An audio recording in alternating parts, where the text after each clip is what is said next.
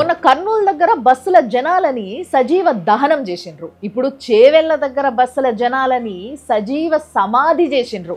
ఆఖరికి వాళ్ళ ఆర్తనాదాలు కూడా బయటికి వినిపించకుండా టిప్పర్ పోయి బస్సును గుద్దితే ఆ టిప్పర్లో ఉన్న కంకరంత పడి అక్కడదక్కడ సమాధి అయ్యిండ్రు జనాలు. ఎవరిది తప్పు? ఇప్పుడు మనం కారో బైకో కొన్నాం అనుకోండి, ట్యాక్స్ ఎవరికి కడతాము?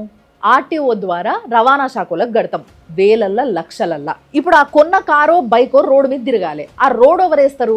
R&B డిపార్ట్మెంట్ వాళ్ళు, అంటే రోడ్ అండ్ బిల్డింగ్స్ డిపార్ట్మెంట్, ఆ మినిస్ట్రీ వాళ్ళు చూసుకోవాలి. ఇప్పుడు ఆ రోడ్ మీద పోతుంటే ఆ పోతున్న బండికి డాక్యుమెంటేషన్ కరెక్ట్ ఉందా లేదా, వాళ్ళు ప్రాపర్ గా పోతున్నారా లేదా, తాగి డ్రైవ్ చేస్తారు, ఇవన్నీ చూసేవాళ్ళు ఎవరు? ట్రాఫిక్ పోలీసులు. మరి అదేం శాఖ? Home ministry.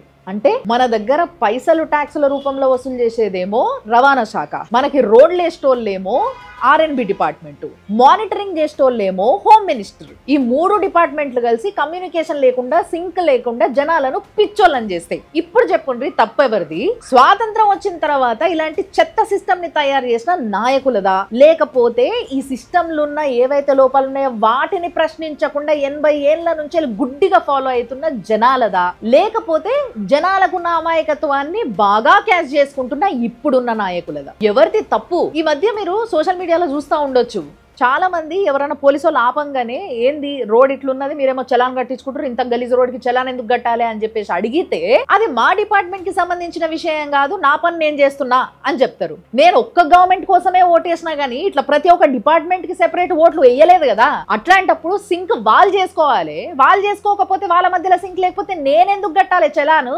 ట్రాఫిక్ పోలీసులు, ఆర్టీఓలు అండ్ ఈ రోడ్ అండ్ బిల్డింగ్స్ లో అట్లీస్ట్ రోడ్స్, ఈ మూడు డిపార్ట్మెంట్స్ ఒక్క మినిస్ట్రీ కిందికి వస్తేనే వాళ్ళు సింకులకు వస్తారు, ఆన్సరబిలిటీ ఉంటుంది.